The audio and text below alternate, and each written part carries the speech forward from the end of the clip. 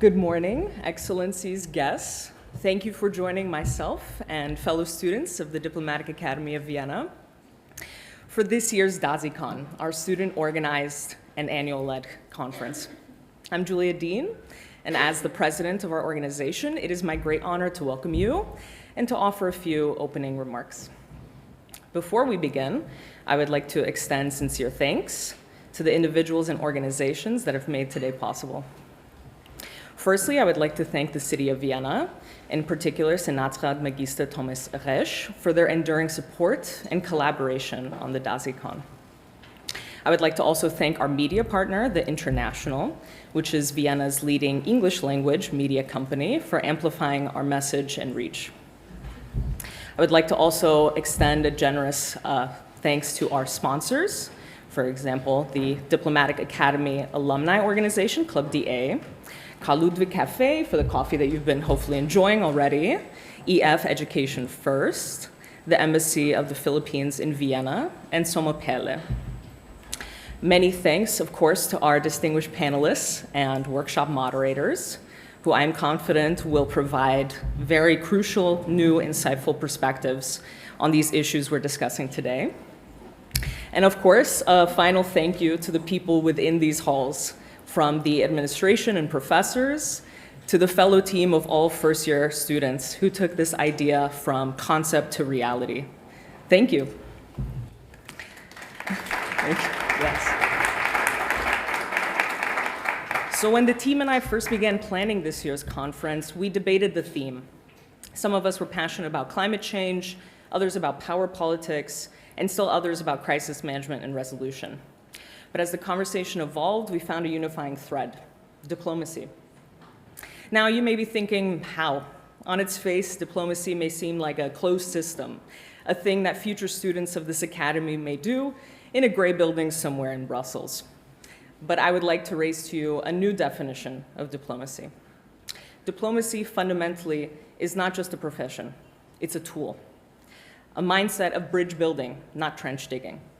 It's a question asked in earnest, a compromise reached after disagreement, or a shared goal pursued by unlikely allies.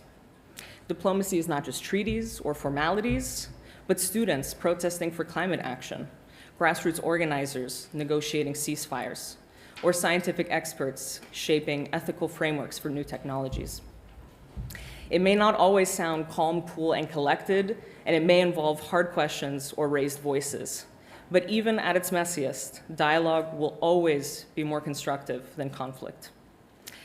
The problems of our present generations, from the climate crisis to geopolitical fragmentation, cannot be tackled by outdated playbooks.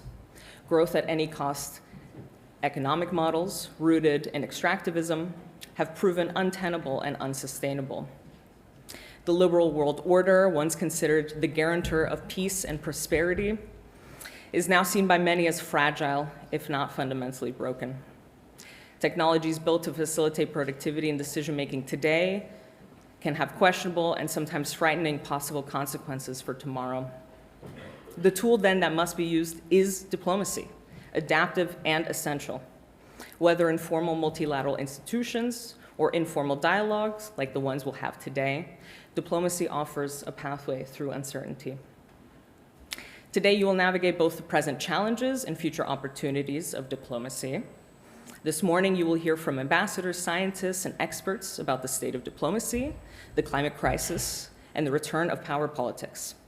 After we return from lunch, we will investigate how diplomacy can be activated through technology and through multilateral fora.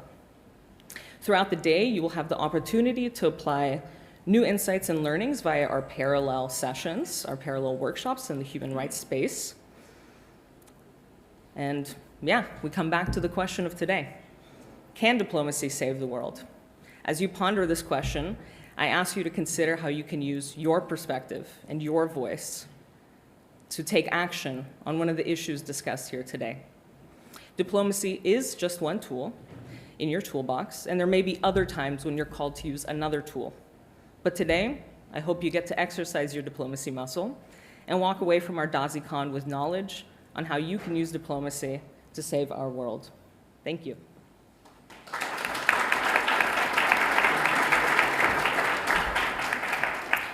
So before we kick off our conference with our opening panel, I'm delighted to share a video from our patron, the Austrian Foreign Minister, Her Excellency Beate Meinl-Reisinger, and then we'll have a few opening remarks also from our Club DA Vice President, Brigitta Blaha. Thank you for coming today, and please enjoy.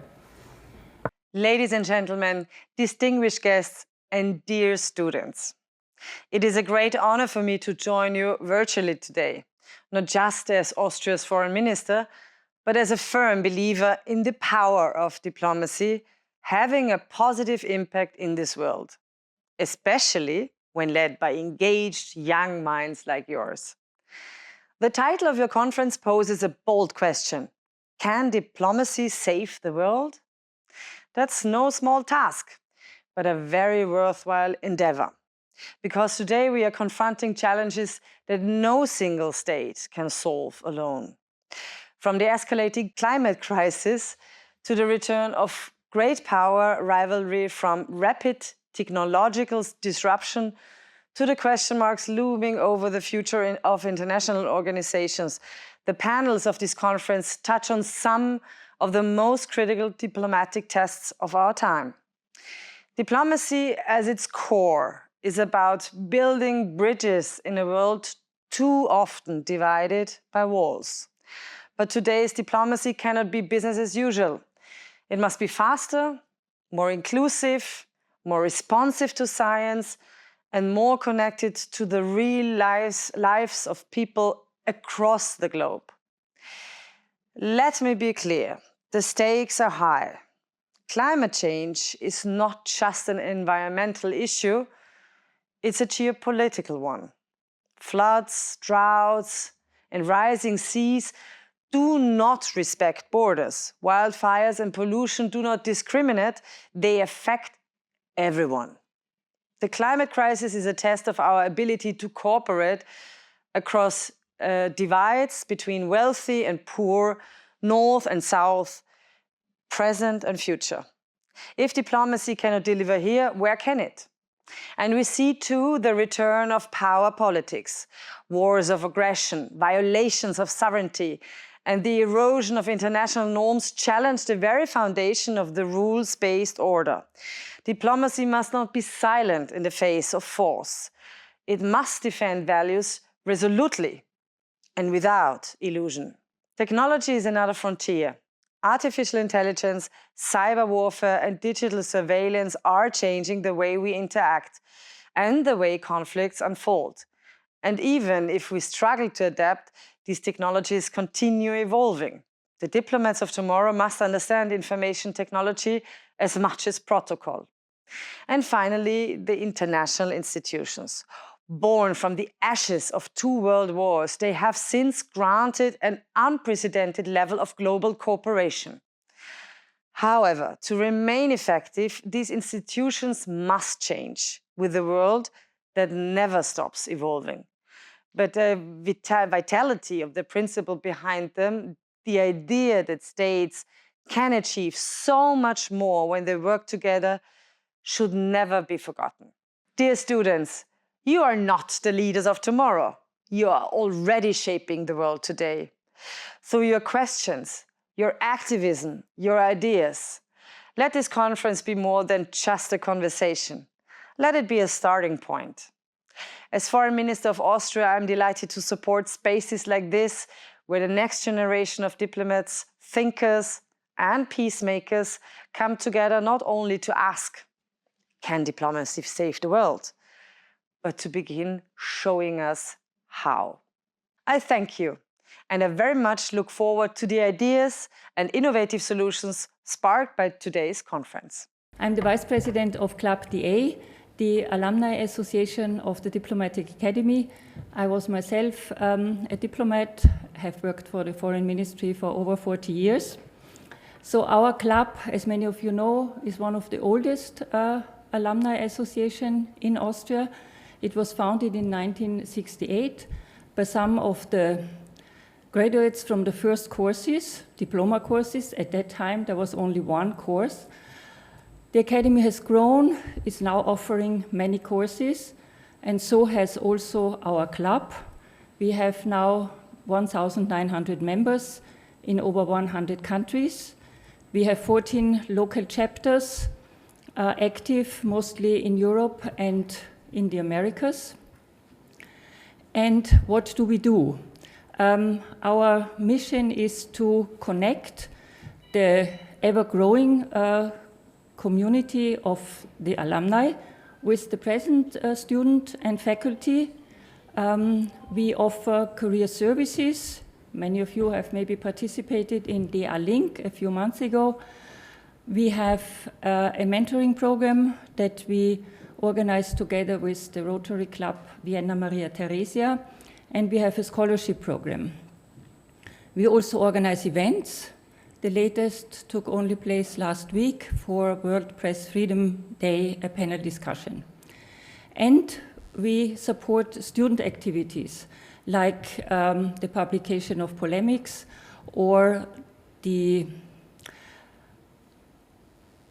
DASICON, the ball, I'm sorry, and this conference today.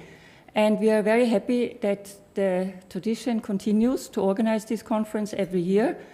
This year, it has been the first time that it's organized by the first year students, and I really applaud you that you were able to put a team together.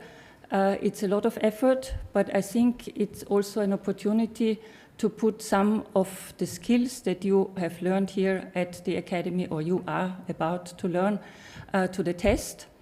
And you have just heard the very encouraging words of our foreign minister, under whose patronage this conference takes place. And I've seen some of my former colleagues on the program, on the various panels. So I'm sure you will have interesting presentations and discussions along the day. And I wish you all a very successful conference.